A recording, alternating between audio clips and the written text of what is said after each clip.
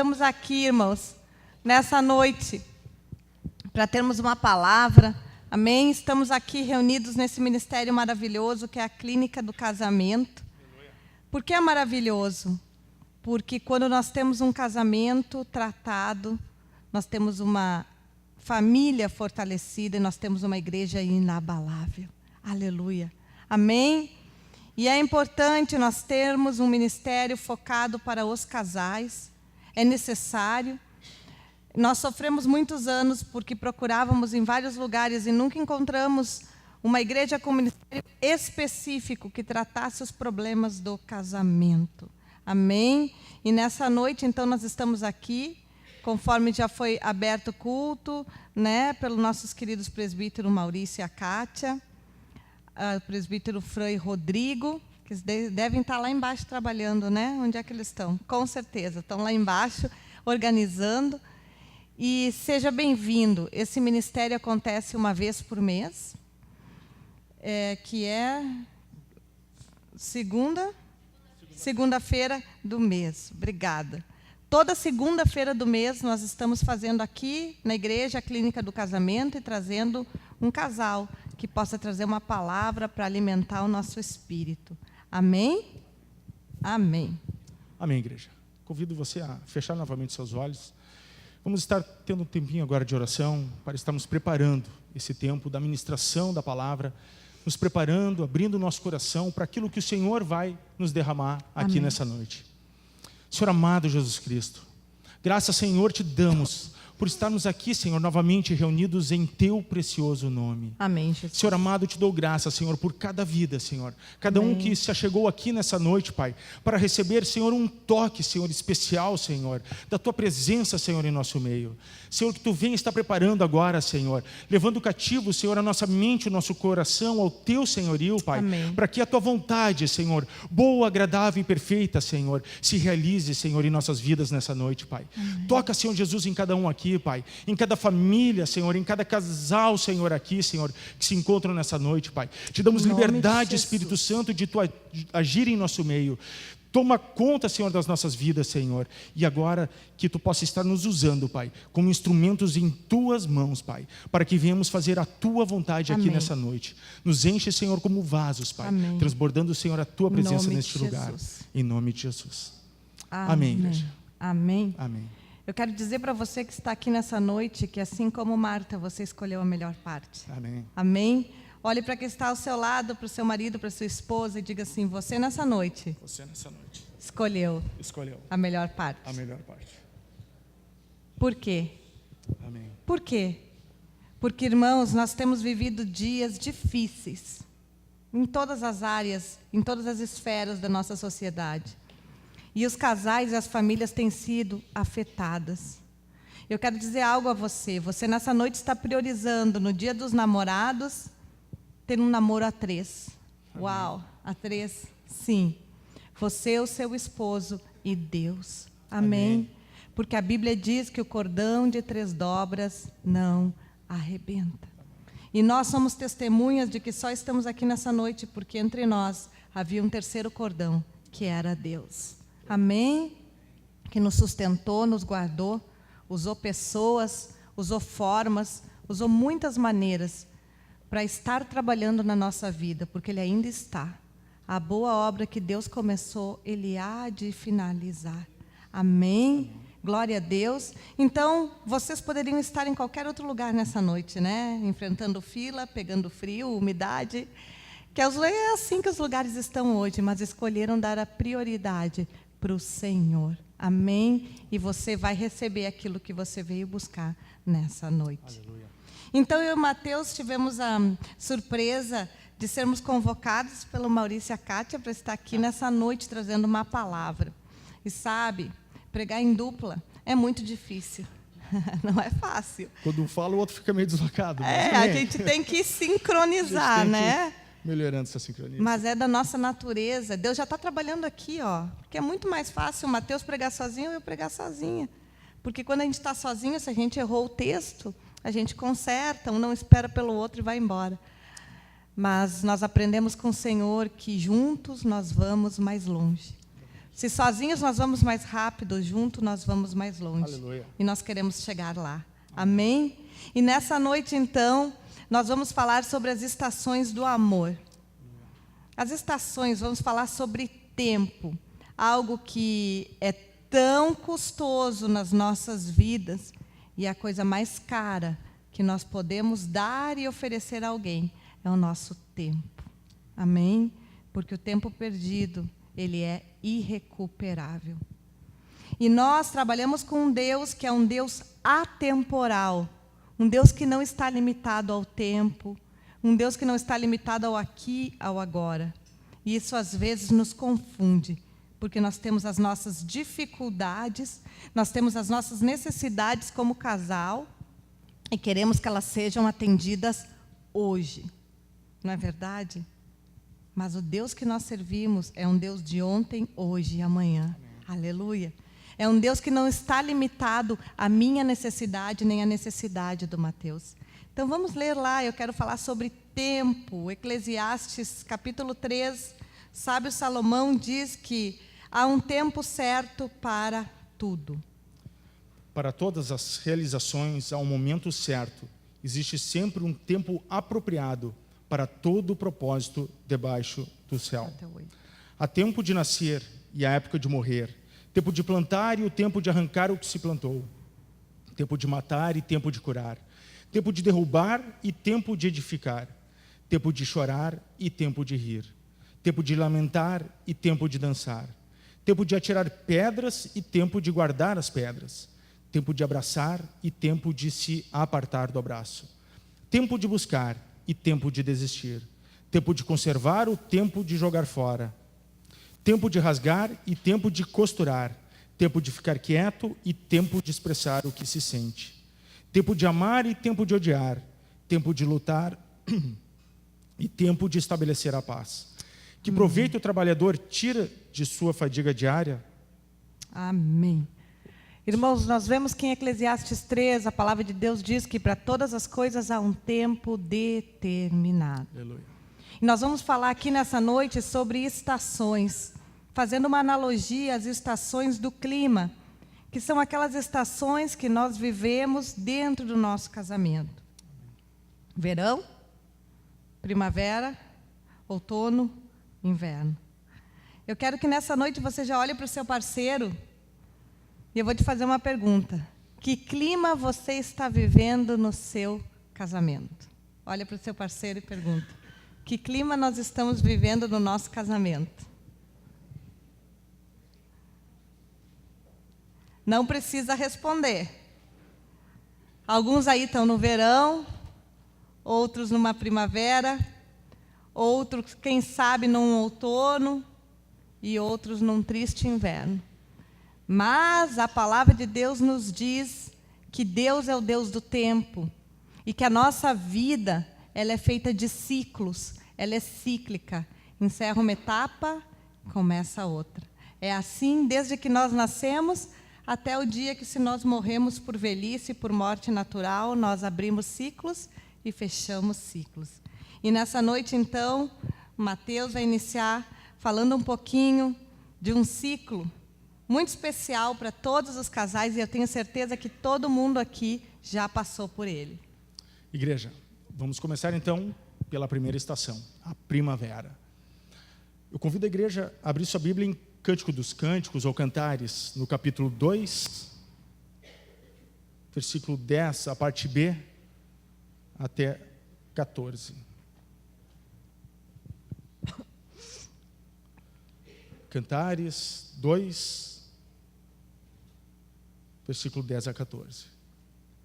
A palavra do Senhor nos diz assim: levanta-te, minha amada, minha bela, e vem. Olhe e vê que o inverno já se foi, a chuva cessou, é primavera. Surgem as muitas flores pelos campos, chegou o tempo de podar e cantar, e já se ouve o doce arrulhar das pombinhas em nossa terra. A figueira começa a dar seus primeiros figos, as vinhas estão floridas e o perfume das uvas toma conta dos vales.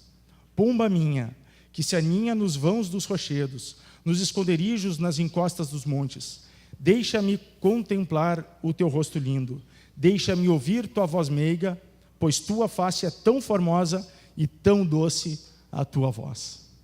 Uau! Amém? Vejam Romântico. que poético que é o livro de Cantares. Imagina você acordar e dizer para sua esposa: tua face é tão formosa e tão doce a tua voz. Que mulher que não vai ter um dia diferente depois de uma palavra dessas? Gente, primavera, a primeira estação. A primeira estação. Muitos aqui, eu creio sim, que estão vivendo a primavera. E ela é marcada, sim, pelo renovo. A primavera, pela beleza, pelas flores, pelo aroma, pelo perfume, por tanta coisa que nos traz um renovo, né? Tudo é agradável e contribui para que o nosso bem-estar cresça, floresça. Tudo parece belo, tudo parece formoso. E assim o início de qualquer relacionamento. Quando nos conhecemos, a gente vê apenas aquilo que é positivo no outro, os problemas, as falhas, nós ignoramos, nós não percebemos, nós não queremos enxergar. Tudo é emocionante, tudo é novo, tudo parece perfeito. Essa é a primavera do nosso relacionamento. Um desabrochar, algo novo, algo que a gente não estava vivendo e a gente então começa a experimentar. Como eu disse, tudo que é diferente, tudo que não é tão bom, a gente não percebe, a gente não dá conta, e na verdade parece que é muito legal. Quando eu conheci a Aline, uma menina lá da fronteira, Cuida o que tu vai lá falar. da fronteira, meio faca na bota, mas uma benção. Eu era meiga, né, amor? Muito meiga, muito doce. Mas então, as diferenças, né, que havia entre nós, aquilo que depois nós vamos estar falando, certos problemas, certas dificuldades, aquilo tudo passava despercebido. Eu não queria enxergar. Para mim, a Aline era a mais bela das belas, a mais perfeita, a mais querida, a mais doce. E assim é quando estamos na primavera. Por quê, irmãos? Porque na primavera a gente se esforça para dar para o outro o que a gente tem de melhor, que é a época da conquista, né? Nós não queremos perder. Então, tudo aquilo que incomoda, como o Mateus disse, a gente fecha os olhos. Veja, a Bíblia diz que a voz é meiga. Nós somos capazes de mudar até a nossa voz quando nós estamos apaixonados, né? A gente se esforça para agradar o outro. Eu me lembro que a gente ficava no telefone e eu dizia assim: desliga tu. Não, desliga tu. Né? Porque outros tempos. Sem WhatsApp, né? Um beijo. Né? A gente namorava naquela época sem WhatsApp, a internet era discada. Meu Deus, a gente já tem alguns anos de estrada. Está nos entregando, né? Era carta, basicamente, porque o telefone também era muito caro, a ligação longa distância. Então, é aquilo que a psicologia chama do selfie, que é o selfie. Eu só apresento o meu lado positivo, né? Primavera, o clima, ele é um clima agradável, ele é um clima propício. Tudo contribui para que o casal vá bem, para que o casal possa se entender. É a fase das flores, primavera, flores. O que os namorados fazem? Mandam flores, né? Mandam caixa de bombom para as namoradas, tentam de alguma forma surpreender, porque essa época é a época do autoconhecimento, é a época onde os relacionamentos estão iniciando. A fase da conquista, né? Nós desempenhamos o máximo de esforço para estar conquistando a cada dia. A gente está provando que a gente é uma pessoa certa para o nosso cônjuge. A gente procura, assim, estar se esforçando para conquistar o amor da pessoa. A gente se esforça. A gente não mede esforços para a gente alcançar o nosso objetivo. Essa é a primavera. Só que, como nós lemos aqui na Bíblia que todas as coisas têm um tempo, infelizmente o que acontece com a primavera? Ela termina. E aí então nós entramos, como é natural da vida, Vem as estações, nós passamos por uma outra estação. Para o verão primeiro. Primeiro para o verão. Mas eu quero dizer uma coisa para você nessa noite. Alguns aqui podem estar, sim, vivendo a primavera. Alguns, sim, podem estar vivendo o melhor do seu tempo. Um relacionamento perfeito, maravilhoso, realmente agradável ao seu coração. E eu fico feliz por você. Mas também pode ter aqui casais que não estão mais dentro da primavera. E eu quero te trazer uma palavra de alento nessa noite. Que ainda há beleza no teu caminho. Ainda assim há flores mais à frente. Elas voltarão a desabrochar. Amém. E a tua vida novamente será repleta de alegria, de gozo e de paz. Aleluia. A primavera está à frente. É a palavra que eu quero te trazer de alento nessa noite. E no verão, irmãos, a Bíblia diz lá em Cantares, verso 2, capítulo 16, no verão, a palavra de Deus diz assim: o meu amado é meu e eu sou dele. Ele zela por seu rebanho entre os lírios. Antes que a brisa do alvorecer comece a soprar e o dia surja, afugentando as sombras, volta, amado meu, sê como um servo, um filhote de corça vigoroso sobre as colinas das escarpadas de Beter. Uau! Agora veja. Geralmente, o verão é a estação predileta das pessoas. Se nós fizermos uma enquete, a maior parte das pessoas se alegra com o verão. Por quê? Porque o verão é a época onde não tem mau tempo, onde os dias são longos, onde não se tem pressa, onde a emoção que predomina no verão é a alegria. Não é verdade? Ou alguém aqui, quando eu falo a palavra verão, consegue vir à mente pessoas tristes, solitárias, sozinhas, sem se divertir? Não, quando nós falamos verão, o que vem à mente? Vem a emoção, aproveitar, curtir, não ter horário, se estender durante os dias. Assim também nós entramos no nosso relacionamento num lindo verão, onde o casal aproveita todas as oportunidades, onde um não diz não para o outro, onde topam todas as paradas junto, onde tudo parece que é possível de ser realizado. Queridos, o verão, a estação mais quente do ano e a estação mais quente do nosso casamento. É o nosso ponto alto. Nosso ponto alto. Depois que passou a primavera, a fase de conquista, chegamos então ao verão. Veja lá em Cantares 4, 10 e 11. Quão deliciosas são as tuas carícias, minha irmã, minha noiva amada. Teus amores são mais agradáveis que o melhor e mais puro dos vinhos. A fragrância do teu perfume supera a mais cara especiaria. Os teus lábios gotejam a doçura dos favos de mel, minha amada noiva. Leite e mel estão debaixo da tua língua. O aroma das tuas vestes é como o perfume do Líbano. Oh! Uau, que lindo. Glória a Deus. É a fase em que o casal tem muita intimidade, onde o casal está com uma vida sexual ativa, onde o casal se acaricia, se beija, né? E no início do relacionamento, quando tu está começando a conhecer, se a pessoa pegar sem querer na tua mão, já dá um arrepio, né? A gente já sente uma sensação diferente, algo envolvente. Estamos vivendo o verão, o clímax, o máximo. Aquela pessoa, ela é perfeita, ela foi feita por Deus para mim. Nós idealizamos, eu orei, eu pedi e Deus ouviu a minha oração. O Senhor me enviou um homem segundo o meu coração, segundo aquilo que eu sonhei, porque ele é totalmente perfeito. Até o minguinho dele que é torto é lindo, né? Essas coisas assim, nós achamos... Nós não vemos defeito.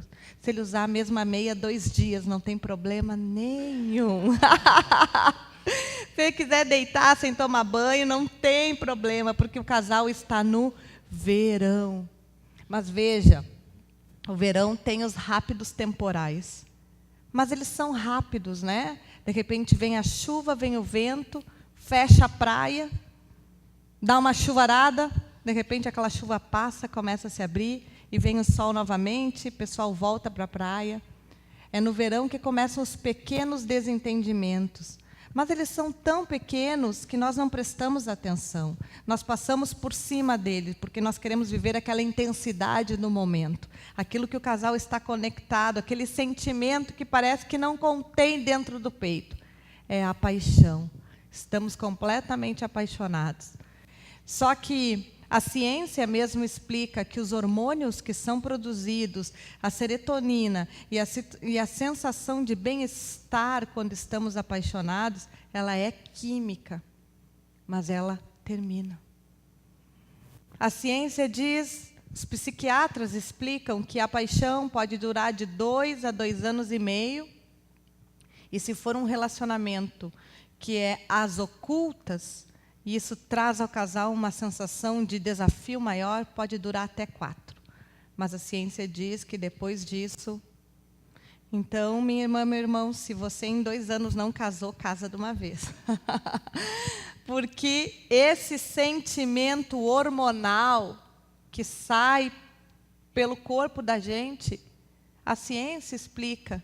E nós vemos aqui na palavra de Deus que existem ciclos, e nos próprios Cantares de Salomão, se nós formos acompanhando, como Mateus vem aqui trazendo a palavra, o casal primeiro está se paquerando, se conhecendo, primavera. Depois, a mulher já é mais ousada, ela diz, o meu amado é meu.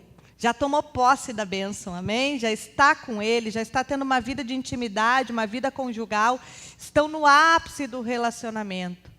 Mas, de repente, tudo aquilo que era lindo, maravilhoso, que não tinha defeito, que era a melhor pessoa do mundo, que às vezes nós nos voltamos contra os nossos familiares para ficar em favor daquela pessoa que está ao nosso lado, porque as pessoas nos avisam, olha, cuida, veja. Não, não tem nada disso, porque nós estamos completamente seduzidos por aquele amor, que é o verão. Verão. Mas esse verão termina. Amém, mas nós ainda estamos no verão. Ponto alto do casamento. Falo para os homens aqui. Imagina você chegar do seu trabalho, abrir a sua Bíblia e ler lá em Cantares 4, verso 11, e você declarar para sua esposa, os teus lábios gotejam a doçura dos favos de mel. Uau! Amém. Vejam que a palavra de Deus ela é perfeita e quanto mais conhecemos ela, mais ficamos maravilhados. A palavra de Deus ela tem resposta e informações para todas as áreas da nossa vida. Se nós queremos sim permanecer no verão, que é o ponto alto sim do nosso casamento, que é onde o sentimento de cumplicidade, de lealdade, de intimidade estão no seu ponto máximo. Total intimidade, cumplicidade. Passamos pela primavera, aquela fase de conhecimento e de conquista, e atingimos então o ponto alto do nosso casamento, o verão, a cumplicidade total, a intimidade total, nos conhecemos perfeitamente. A gente sim tem que entender que nós temos que pagar um preço para que essa estação se possa perpetuar, possa se manter na nossa vida. Porque senão, se não nos esforçarmos como deveríamos, certamente cairemos para o outono. Começaremos a mudar de estação, sairemos lá do total de cumplicidade, de intimidade, paixão, de amor, sabe, contato de alegria. íntimo. E é importante aqui, Mateus disse, o marido chegar e ler, né, os teus lábios. Quantos casais já não se beijam mais? A intimidade Chegam já não é mais a saem, mesma. sem dar sequer um selinho, sem ter aquele contato mais íntimo. Porque, afinal, são tantos problemas, eu estou sempre atrasada, tem tantas dificuldades, são os filhos, e vão perdendo a essência do que Deus deseja que seja o casamento, que é uma vida a dois de amor. Amém? Mas um amor, irmãos, que precisa ser externado. O que é um amor que precisa ser externado? O Mateus precisa sentir que eu amo ele. Amém. E eu preciso sentir que eu sou amada. Porque nós temos essa necessidade. E a primeira curva que nós entramos para cair no outono é quando eu deixo de sentir que eu sou amada. E de demonstrar. Precisamos sim demonstrar esse amor. Demonstrar o quão importante o nosso cônjuge é para nós. A minha esposa, quão importante ela é para a minha vida. A companheira do meu dia a dia, que Deus me deu. Não foi algo que simplesmente eu fui lá e consegui por mim mesmo. Eu tenho que crer que a pessoa que está ao meu lado foi sim enviada por Deus para completar a minha vida. Por mais difícil que seja, por mais dificuldades que tenhamos, diferenças que tenhamos, na verdade, está ali para completar o outro, fazer o coração do outro melhor. Eu já disse isso algumas vezes e vocês já ouviram, que o pastor que nos casou, ele disse assim para nós: se você quer sim ser feliz, ou seja, vivermos sempre no verão, com o nosso casamento consolidado, não procure a sua própria felicidade, mas procure fazer o outro feliz. Esse exercício diário, essa entrega, sabe, esse sacrifício, sim, que muitas vezes temos que fazer em prol da felicidade do outro, é o que vai te manter no verão, é o que vai manter o teu casamento consolidado. Houve sim fase no nosso casamento onde muitas vezes procuramos a nossa própria vontade, os nossos prazeres, a nossa própria alegria, e muitas vezes nos esquecendo um do outro. E o nosso casamento foi esfriando e começamos a entrar no outono. Por causa da dureza dos nossos corações, amém? Sempre que tiramos esse foco de que para que o meu casamento possa estar consolidado, estar firmado, estar feliz, sempre que eu tirar o foco de que para que eu seja feliz, eu preciso fazer o meu cônjuge feliz, a minha esposa, o seu marido, ele precisa estar bem, então você também estará bem. Mas como se que eu o seu cônjuge não estiver bem, se ele estiver lá de cara amarrada, se o seu marido chegar de cara amarrada em casa, de novo aqui, não queria nem estar voltando para casa, você também não vai estar feliz, esposa. Se a esposa, você chega em casa e ela não é recebida, você não trata ela com doçura, você chega em casa reclamando de tudo, a casa está uma zona, aquela coisa toda, sei lá o que você pode reclamar dela, a coisa não vai bem. Vivemos muitos problemas, muitas dificuldades. Não, a gente não veio aqui nessa noite para estar falando sobre um mundo cor-de-rosa, que a palavra de Deus ela é algo que não nos alerta sobre essas coisas, que tudo seria perfeito para aquele que viver, aquele que crer em Cristo, mas a palavra nos adverte sim que nesse mundo teríamos aflições, tribulações, dificuldades, e muitas dessas dificuldades são sim no nosso casamento, são sim com o nosso cônjuge, quando não temos o discernimento de saber como agir com ele e com ela, e também de como tratá-la, sabe? O homem, eu sempre digo, ele tem um ogrinho ali dentro, ele tem sim um monstrinho ali dentro, e muitas vezes o homem é assim, é bruto com sua esposa, o homem é carnal muitas vezes e trata a esposa contrário do que diz a palavra diz que sim, que os homens devem tratar as suas esposas assim como Cristo amou a igreja, que morreu e se sacrificou por ela. É preciso sim sacrifício diário, para que o nosso casamento possa se manter num nível que a gente espera, alegria, paz, sabe? Quantos casais a gente vê que estão se separando, se divorciando, porque acabou a paz, não tem mais paz nos seus lares, é só um tormento, é só discussão, e às vezes são pelas mínimas coisas, são coisinhas pequenas, por que tu bota esse alfinete desse lado e não desse? E aquilo já é suficiente para um tormento, para toda uma discussão. Sabe, a gente tem que parar de atentar, os nossos olhos estarem fitos nessas coisinhas pequenas. E a gente precisa entender que sim, que a pessoa tem suas limitações, ela tem o seu jeito, ela também tem suas manias. E eu não posso só estar prestando atenção nisso, mas eu tenho que ter tolerância, eu tenho que perdoar cada dia, para que sim, eu possa continuar tratando ela como ela merece ser tratada. Amém. E como ela precisa ser tratada. Isso é um milagre. Podem dizer amém? Amém? Amém. Irmãos, como viver de tal forma que eu tenha no meu coração o desejo de fazer o outro feliz?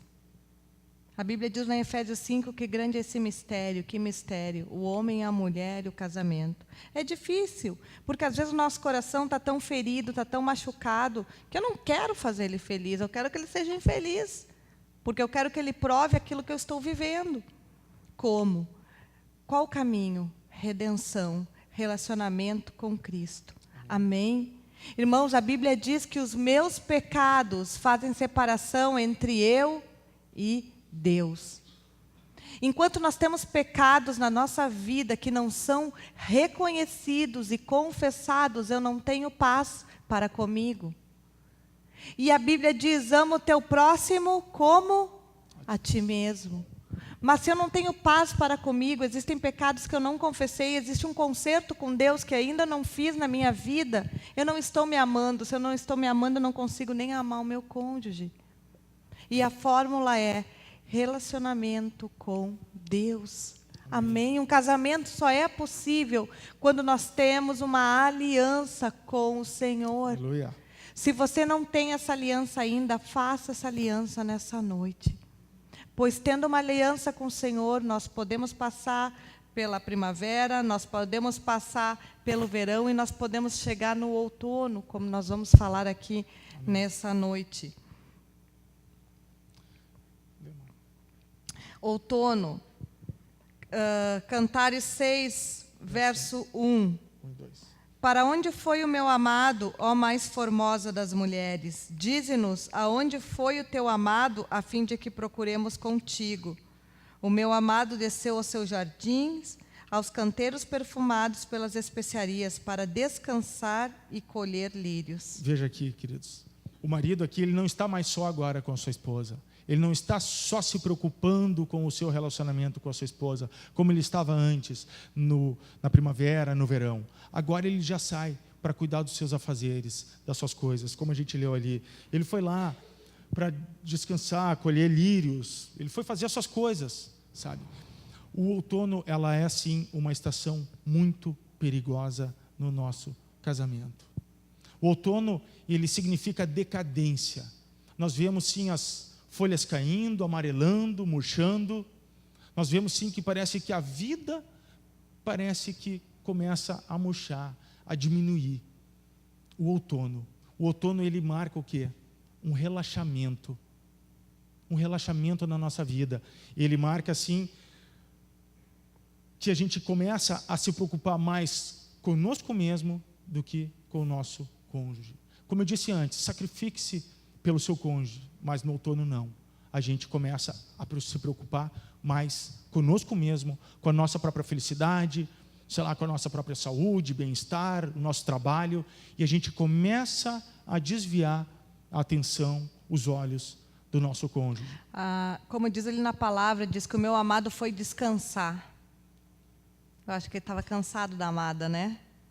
Ele conseguiu uma oportunidade de descanso, porque às vezes no nosso relacionamento nós não queremos o fim, mas nós estamos cansados. E nós vemos no fim a única alternativa para conseguirmos sair daquela situação que nós estamos vivendo. O outono, nós sabemos que é a época em que as folhas caem. E quando as folhas caem, eu aprendo que eu fico descoberta. E então as máscaras caem. Aquela Aline que tinha voz meiga, que não tinha tempo ruim, que levava café na cama, que tudo estava bom, fazia indiada. Até hoje eu não sei como é que ele me levou a descer. Como é que é o nome daquela cascata lá que eu quase morri? Picada Verão. Picada Verão, na família Lima. Ele me fez descer aquela cascata toda. E quando eu cheguei lá embaixo, estava escurecendo, a gente não conseguia mais subir, começou a me dar uma tremedeira. Eu tenho pânico de altura. Mas ela foi tão feliz, estava tão sim, sorridente. Um monte. Mas, legal, irmãos, estava tudo lindo. Eu tinha vertigem, tinha umas cordas amarradas. Tu deveria ter sido processado. Porque, meu Deus do céu, eu podia ter morrido. Só que eu estava naquele auge, então toda a indiada que o Mateus dizia que era legal, eu ia. Porque eu estava brindando o melhor de mim. Até a minha vertigem, que é o meu medo de altura, eu esqueci. Mas depois chegou o outono. Queridos, os homens, você levava flores, abria a porta do carro, era gentil, você sempre tinha uma palavra de elogio. Não arrotava na mesa. Não deixava a porta. Não, o Mateus não faz isso, é só um exemplo. Nem tudo que ela fala é meu exemplo, tá? Porta do banheiro aberta, sei lá, tantas coisas. Coisas que antes a gente se preocupava, né? A gente se preocupava. Não sai do carro, calma. Fazia a volta, abria a porta para ela. Sei lá, tanta delicadeza que a gente tinha antes. E a gente vai deixando isso de lado. A gente vai relaxando. Relaxando, eu não estou querendo dizer descansando só, mas ficando relaxado mesmo com a pessoa que está ao nosso lado. Às vezes a gente vai ficando relaxado até com a gente próprio. Antes a gente tinha um cuidado todo com a gente. Quero estar sempre bonitinho, né? Bem arrumado para encontrar ela. Daqui a pouco estou de qualquer jeito, mau hálito, havaianas, bafo, uma bermuda rasgada, camiseta do partido, e assim vai. Atirado no sofá e... Mulher, me traz mais. Camiseta do mais partido, um tudo aqui. bem. O problema é a camiseta do sindicato. Essa aí, bancários. dos bancários lá em casa. Pois é, gente, mas é exatamente assim. A gente vai ficando relaxado. Tanto os homens quanto as mulheres. A gente vai ficando, é natural. A gente vai, sim, descansando no nosso cuidado. A gente tem que entender que, sim, que o outono, a gente precisa estar atento. Se a gente não começou a relaxar na nossa vida dois, a gente não começou a tratar o outro de uma maneira diferente. Daqui a pouco eu estou recebendo algo da parte dela. Mas por quê? Porque eu também comecei a agir de forma diferente com ela. Amém. Mas essa mulher começou agora a me chutar, a me xingar. Ela não me traz mais café na cama, que nem ela disse. Ela está sendo bruta comigo e nunca foi assim. Mas por quê? E a gente só começa a ver os problemas do outro. Os nossos olhos estão no outro. E a gente esquece de colocar os nossos olhos nas nossas próprias atitudes. Será que eu não estou, sim, dando vazão para que ela venha agir assim? Será que as minhas atitudes com ela estão sendo as mesmas? Será que eu também não estou, sim, tendo uma atitude diferente? Uma atitude que não é mais a mesma com ela? Sabe, gente, a gente muitas vezes, sim, a gente tende a olhar os problemas e os defeitos do outro. A gente é muito rápido para estar julgando o outro, a estar criticando o outro. E a gente muitas vezes se esquece que, sim, de olhar para nós mesmos, lá para o nosso interior. A palavra de Deus diz que tu olha o cisco no olho do teu irmão, mas se esquece de ver a trave que tem no teu próprio olho. Às vezes a gente tem uma trave gigante no nosso olho, um problema gigante que estamos atravessando, que estamos agindo. Sabe, a gente está pecando muitas vezes, deixando o inimigo nos usar para ferir o outro. Começa a vir até um sentimento de prazer, às vezes em se vingar do outro. Vingança. Se vingar, sabe? Coisas que a gente vai deixando o inimigo criar espaço na nossa vida, no nosso casamento. Antes a gente era cuidadoso, zeloso. A palavra de Deus diz que a gente tem que zelar, sim, vigiar em todo momento, em todo momento. Para quê? Para que o inimigo não tenha espaço de estar agindo na nossa vida, na nossa família. E a gente começa então muitas vezes o quê? A relaxar, a deixar de vigiar. E o inimigo começa a encontrar uma brechinha para agir. Amém. Para agir. Ele vem sim, e ele não precisa de muito espaço. Ele não precisa que você venha e convide ele de braços abertos. Uma pequena brecha que você dê, ele já começa a se filtrar. Já começa a colocar coisas na sua mente, no seu coração. Não, mas ela não é tão legal assim. Não, mas será que foi realmente de Deus esse casamento? Será que ela é a mulher de Deus para a tua vida? Será que eu sou o homem que Deus queria para ela? A gente vai deixando o inimigo, só um pouquinho, amor. A gente vai deixando o inimigo, sim, agir lá no nosso interior. E isso vai sim trazendo uma revolta no nosso interior. Vai mudando tudo aquilo que antes era florido, era belo, era alegre, era quente. O calor do verão, tudo aquilo a gente vai perdendo até mesmo a nossa intimidade. A nossa intimidade vai se esfriando. No nosso leito conjugal já não é mais da mesma maneira. Sabe? Por quê? A gente está sendo bruto. Você não elogia mais sua esposa e vai esperar que ela vai te tratar como na sua cama?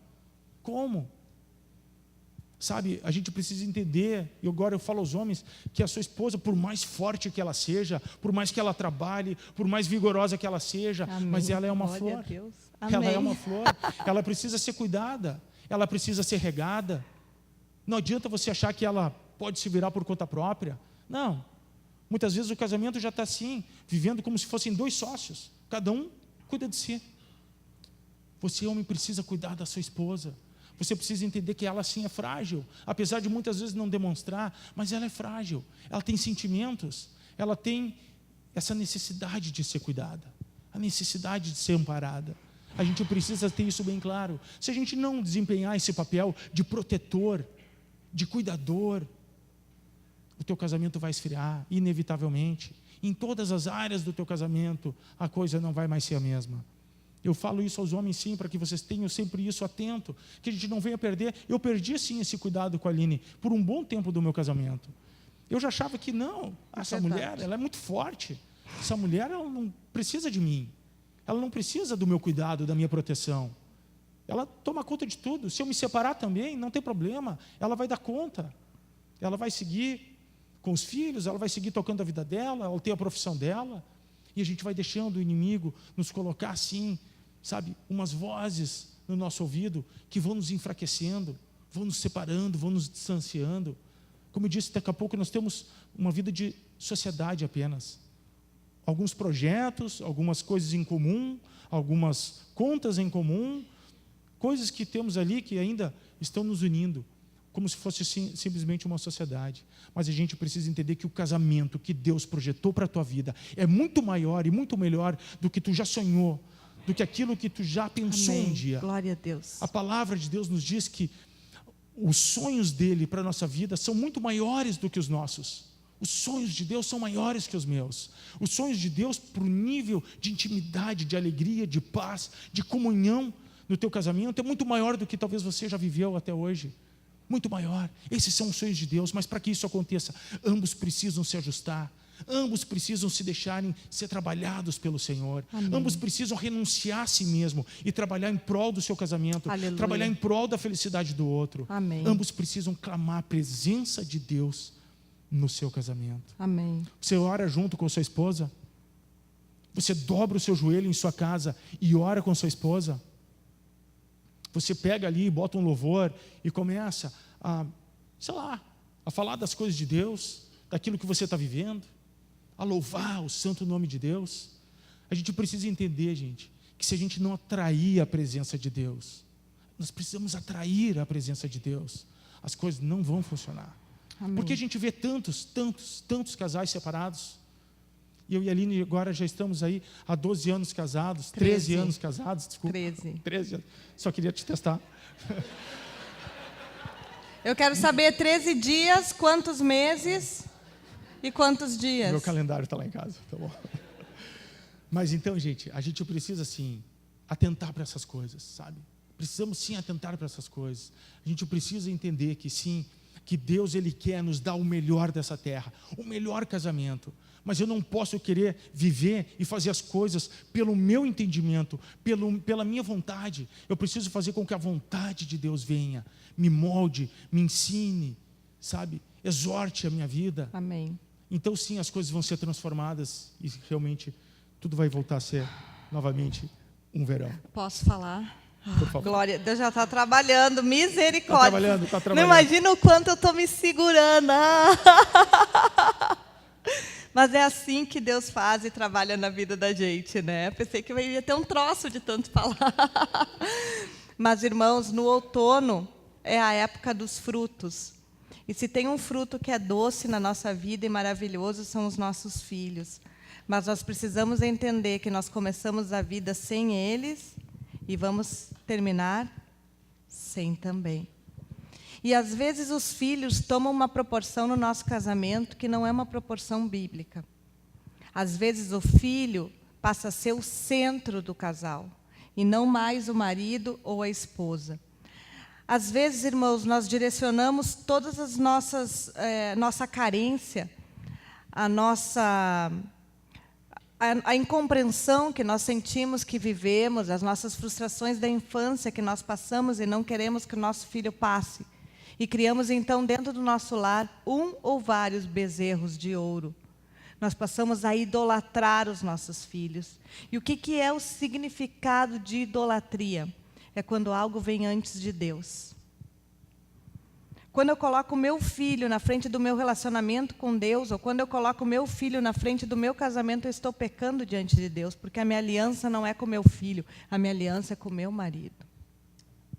E eu tenho que entender que o lugar na cama do meu marido é do meu marido, não é dos meus filhos, é dele. E é muito bom dormir com os filhos, né? Não é gostoso, dá o beijinho, mas os filhos têm que saber que eles têm o espaço deles. Nós demoramos 7 anos para fazer a primeira viagem sozinhos, que foi o ano passado. E eu sempre tinha vontade de viajar, eu e o Mateus, mas eu pensava assim, não, mas eu não vou conseguir. Eu não vou conseguir deixar meus filhos, porque ninguém cuida dos meus filhos que nem eu, E os meus pais cuidam melhor que eu, glória a Deus por isso. Então, irmãos, Deus foi trabalhando na nossa vida porque era necessário a gente ter um tempo só nós dois. Se bem que não estávamos nós dois, estava o Fernando na barriga, a gente não sabia, né? Nós não sabíamos disso, mas ele já estava lá conosco. E hoje, irmãos, vai fazer 1 ano em agosto. E eu só consigo pensar, meu Deus, quando é que eu vou conseguir sair de novo, eu e o Mateus, viajar de novo, só eu e ele, sem os nossos filhos. Porque os filhos são bênção de Deus, mas eles têm um lugar. Amém? E eu e ele temos que preservar o nosso relacionamento. Amém. E se nós não formos incisivos, eu não sei quanto a vocês, mas na nossa casa são 4. Eles não permitem nem que a gente converse. Eles não permitem que haja diálogo, porque os filhos também sentem ciúmes. As meninas querem o pai para ela, e os meninos disputam a mãe com o pai. Isso é saudável, a psicologia explica que deve ser assim. Só que aí, quando as minhas filhas estão disputando o meu marido, eu chego e corto, porque a psicologia também diz que esse elo deve ser rompido. Quantos problemas enfrentam homens e mulheres que não conseguem romper o cordão umbilical? Ah, a minha santa mãezinha. Glória a Deus pela sua mãezinha, mas a sua mãezinha não dorme com você. Quem dorme com você é a sua esposa. Quem vem antes da sua mãe é a sua esposa. Honra teu pai e tua mãe. Isso é bíblico. Amém? Mas depois que você constituiu família, o dia das mães é com a tua esposa, porque ela é a mãe dos teus filhos e vice-versa. Você não queira fazer do seu marido um pai, por melhor que tenha sido o pai ou por mais carência de pai que você tenha. O meu marido não é meu pai, ele é meu marido, porque com meu pai eu não durmo, amém? E com meu marido sim. Então o dia dos pais, o letreiro mais lindo que eu tenho que fazer no Facebook é para o meu marido. Quantos anos eu sofri chorando porque eu queria que o Mateus fosse igual ao meu pai. Mas era um engano da minha alma, porque o que eu precisava era de cura. O meu marido não tem que ser igual ao meu pai, nem melhor, nem pior, nem superior, nem inferior, porque o meu pai é uma pessoa e o meu marido é outra. Amém? São amores diferentes que se complementam, mas não se confundem. E quando nós não conseguimos fazer esses rompimentos de elo entre pai e mãe, entre filhos e pai e mãe, de repente nós temos dentro de casa uma adolescente que está disputando o marido com a mãe. Casos de que filha se alegra quando a mãe briga com o marido. E eu vivi um pouco disso na minha adolescência, eu queria o meu pai para mim. Então, quando dava confusão, eu ficava um pouco feliz, porque, afinal, o pai era meu. Mas, às vezes, são coisas tão sutis, irmãos, que acontecem que nós não conseguimos perceber. Esse é o outono. É quando os frutos caem. Que frutos? Os frutos do Espírito. Paz, mansidão, longanimidade, benignidade, fé, temperança, esperança. Filho é filho. Ele veio, mas ele vai. E ele não pode roubar tudo do relacionamento do marido e da mulher.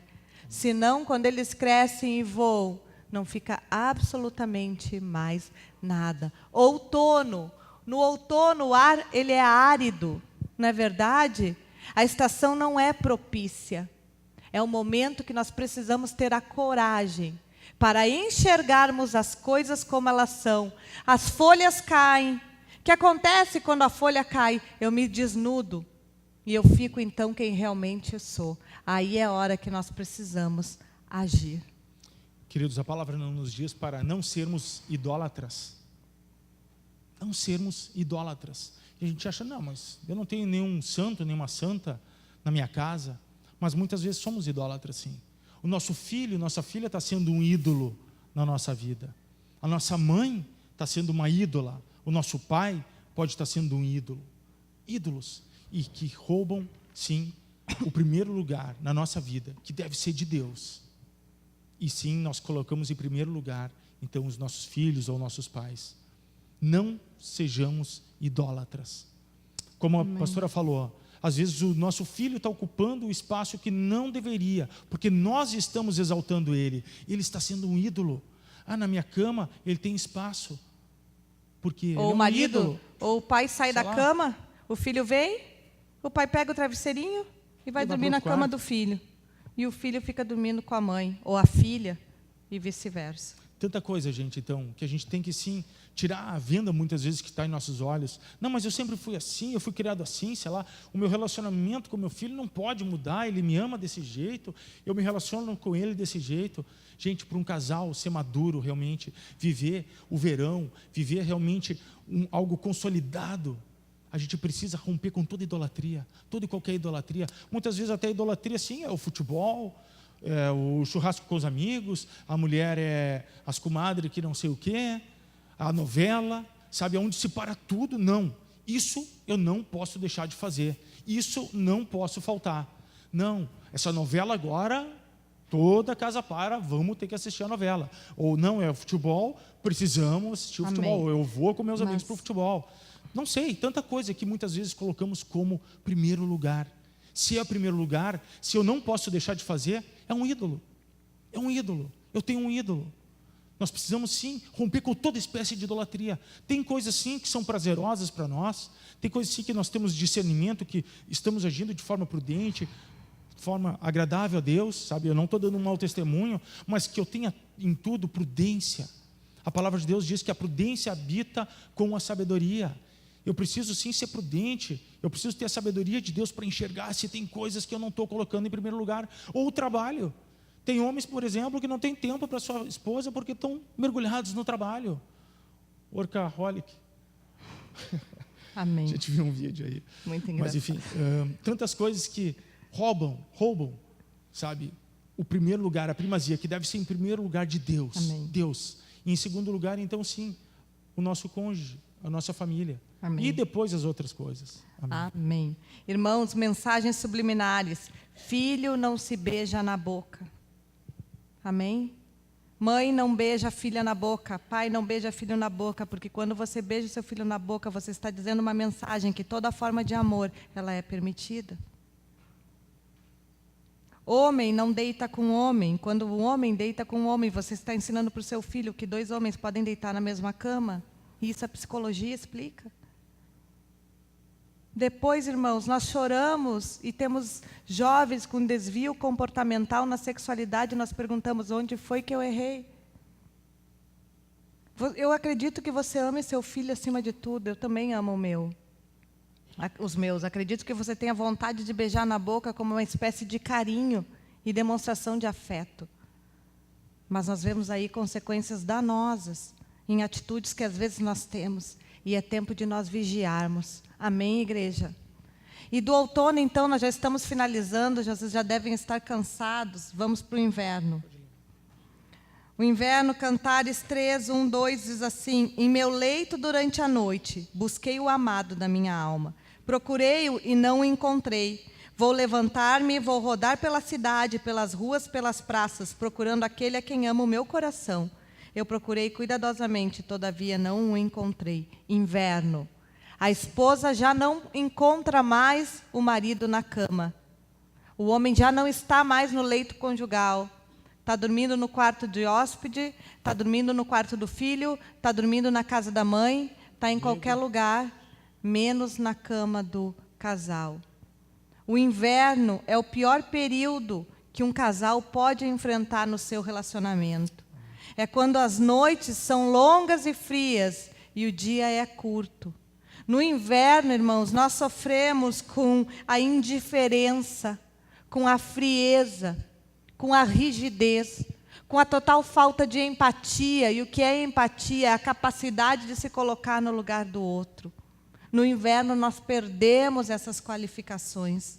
Nós nos tornamos sozinhos, solitários. No inverno, os dias são úmidos e sem sol. E nós sabemos que o sol é necessário, ativa a vitamina D no homem e na mulher.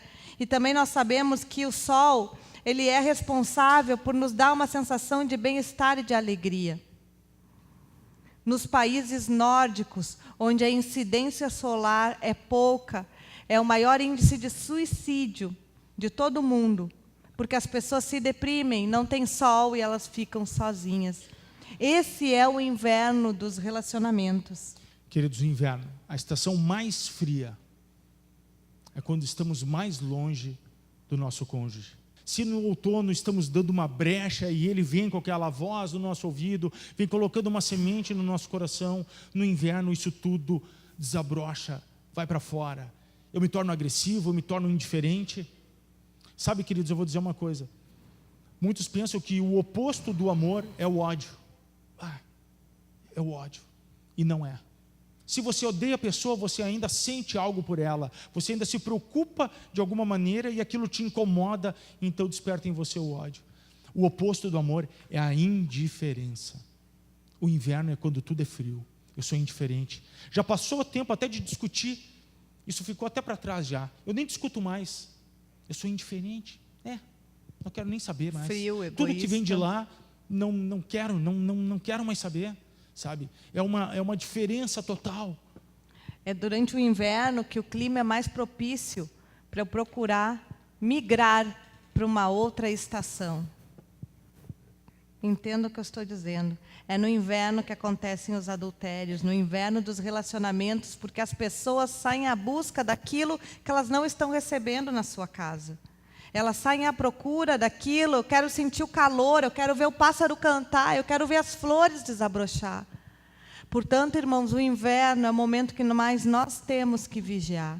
E também eu quero dizer algo, o inverno não é o momento apropriado para tomarmos qualquer decisão. Todo casal que decide pela separação, pelo divórcio, se você sentar e conversar com ele, você vai identificar que eles estão vivendo o inverno do relacionamento. Mas o inverno não é a hora de tomar decisão de divórcio, o inverno é a hora de buscar recurso e auxílio. Não é durante o inverno que nós compramos cobertor, aquecedor, pijama quente, lençol térmico, touca, meia. O que nós fazemos no inverno? Nós buscamos recurso. E a nossa vida conjugal, se você está vivendo um inverno, busque recurso, em primeiro lugar, na palavra de Deus. Amém. Convide o Senhor para fazer parte do teu relacionamento. Busque um aconselhamento pastoral. Busque homens e mulheres de Deus que estão ali se dispondo, se brindando. Como nós temos aqui na igreja, nós temos o Casados para Sempre. Um curso que vai investir no seu relacionamento, um curso que vai aperfeiçoar, um curso onde você vai ter um encontro com Deus, por que não? Sim, vidas são tocadas e impactadas. Você precisa de ajuda. Não queira viver nem passar o inverno da sua vida conjugal sozinho, porque você vai sucumbir. Deus não vai permitir, mas você precisa se chegar até Deus. Você precisa ter o desejo de sair dessa estação tenebrosa e fria, que ela só é boa quando nós estamos como amantes na beira da lareira, não é verdade? E apaixonados. Mas quando você está vivendo o inverno do relacionamento, do sentimento, ele é um desastre para qualquer casal. Então busque ajuda, em primeiro lugar na palavra de Deus. Procure pastores, procurem obreiros, pessoas sábias que vão lhe dar um conselho que vai mudar a sua vida. Busque ajuda também psicoterápica. Existem coisas na nossa vida que nós não conseguimos enxergar orando. Existem coisas na nossa vida que nós não temos a sensibilidade de ouvir o Espírito Santo falando conosco naquele momento. Então você vai até um terapeuta, e esse terapeuta vai ser usado por Deus, vai começar a trazer à sua memória os nossos comportamentos arcaicos, nossos comportamentos repetitivos. E então nós vamos conseguir ver o que tanto fere o meu marido, mas que para mim é normal. E então tem a intervenção de uma pessoa que vai me ajudar nesse processo. E se você tem um problema, mais difícil solução, procure ajuda médica. Amém? Procure um psiquiatra. O que você precisa, às vezes é uma química no seu organismo, que você vai tomar uma medicação desse tamanho aqui, e vai transformar aquilo que você está sentindo. O seu corpo vai reagir, a sua química vai ser equilibrada. Você vai produzir os hormônios, você vai produzir a serotonina, você vai produzir os neurotransmissores que estão bloqueados. Então você vai conseguir caminhar de uma nova forma. Mas busque ajuda. A Bíblia diz que nos últimos tempos a ciência se multiplicaria. Glória a Deus pela ciência. Glória a Deus porque nós podemos ter acesso e podemos buscar recursos para transformar aquilo que nós estamos vivendo no nosso interior. Amém? Amém. Queridos, no inverno, como a pastora falou, nós precisamos de ajuda, muitas vezes sim, precisamos de medicamentos e tal. Por quê? Porque nos encontramos feridos, machucados, a nossa alma está ferida, a gente está com um sentimento de raiva, eu quero vingança, sei lá. Muitas vezes ali é o momento onde ocorrem as traições e nós nos ferimos mais ainda. O inverno, sabe, a dor é tão grande, a dor toma conta do meu ser, da minha razão, e eu começo a agir de forma irracional, eu começo a agir de forma onde eu vou causando mais e mais dor a mim mesmo, mais feridas. As feridas vão ficando cada vez maiores, porque eu não consigo mais agir de forma racional, de acordo com os padrões bíblicos, a vontade de Deus. Não, eu quero vingança, eu quero que essa dor cesse, acabe, e eu vou fazer qualquer coisa para que isso possa acabar. Então a gente sim troca os pés pelas mãos, a gente se afunda mais ainda na lama, no pecado. A gente precisa sim vigiar, a gente precisa sim ser curado, mas o único que vai poder novamente nos restaurar, amém, renovar as nossas forças, a nossa alegria, curar o nosso vazio interior, aquela dor que está lá dentro, batendo tão forte, tomando conta de todo o meu ser, somente Jesus. Amém. Somente o toque, aleluia, precioso do nosso Senhor Jesus, amém, aquele que morreu por nós naquela cruz, aquele que se sacrificou por nós, que veio a esse mundo e passou pelo mesmo que nós passamos, aquele que sim, também foi traído, aquele que sim, sofreu, foi amargurado, mas ele resistiu até o último momento, ele sim se sacrificou por amor, o amor nunca se afastou do coração de Jesus. Amém. Nós precisamos sim clamar que a presença de Cristo possa nos curar, tomar conta do nosso ser. Amém, Jesus. Para que toda aquela dor possa ir embora. E nós possamos... Sabe, duas coisas não podem ocupar o mesmo espaço. Se no meu coração, na minha vida, a dor tomar conta de todo o meu ser, se Jesus entrar, se você abrir suas portas da sua vida, do seu coração, para que Jesus possa entrar, não vão poder permanecer as duas coisas. Amém. Jesus vai vir e vai mandar embora aquela dor. O milagre vai Jesus acontecer. Vai vir e vai agir na sua vida. Ele Amém. Vai vir e vai expulsar aquilo que está roubando a tua paz, amém, a tua alegria. Amém. Mas você precisa querer, você precisa abrir o seu coração para isso. Você precisa sim abrir o seu coração para o perdão. Eu muitas vezes preciso perdoar a mim mesmo primeiro, pelas minhas falhas, pelas minhas transgressões, pela maneira que eu tratei o meu cônjuge, por aquilo que eu errei. Amém. E depois sim, também perdoar as falhas, as agressões que eu recebi. Amém. O perdão, gente, o perdão precisa sim habitar, porque é a única chave, o perdão vindo em nossos corações, que pode sim nos trazer de volta à primavera. Glória a Deus. Se Cristo não for contigo, amém, se o perdão não for vivo em você, você vai permanecer nessa estação fria. Você vai ficar lá preso, a dor inundando o teu coração. Amém. Mas se Jesus fizer a obra, se o perdão habitar no teu coração, tudo se faz novo. Tem uma analogia que diz que o perdão é como você, num dia quente, de verão, está na beira da praia. A falta de perdão, né? Está na beira da praia. Você quer entrar naquela água para se refrescar, mas você está acorrentado a uma pedra. E você está a um passo de entrar para dentro do mar, mas você não consegue. Aquela corrente te prende, aquela corrente te segura. A falta de perdão. Você está a um passo a novamente ser revigorado, ser refrescado, o problema ir embora, mas tem uma corrente te prendendo, algo te prendendo, e você não consegue chegar lá ao refrigério, às águas, enquanto você não romper com essa corrente maldita, você não se libertar dessa falta de perdão e poder adentrar para o novo, adentrar para as águas do Espírito Santo. Igreja, a gente precisa sim entender que todas as coisas que nós sofremos, elas têm sim também um caráter espiritual. Sim, se eu preciso de um remédio, de um psicotrópico, eu posso estar precisando sim, pode estar me fazendo falta isso sim, mas que eu não seja dependente disso, que eu seja dependente do Espírito Santo de Deus na minha vida. Amém. Que eu possa, Glória sim, a entender Deus. que tem coisas na minha vida, na minha alma, que eu preciso, sim, deixar com que Cristo possa me curar, com que a sua luz possa penetrar no meu interior Amém. e as trevas possam se romperem, possam, Serem sabe? dissipadas. Se aqui a gente apagar todas as luzes e deixar só essa luzinha de cima, todos vão ver. Não é toda essa escuridão que vai haver aqui que vai sufocar essa luz, mas ao contrário, essa única luz vai ser visível a todas. Amém. Sabe, igreja, a gente precisa entender que assim é a luz de Jesus. Amém. Pode ter num ambiente totalmente repleto de trevas, mas a luz de Deus, ela é capaz de transformar toda e qualquer situação.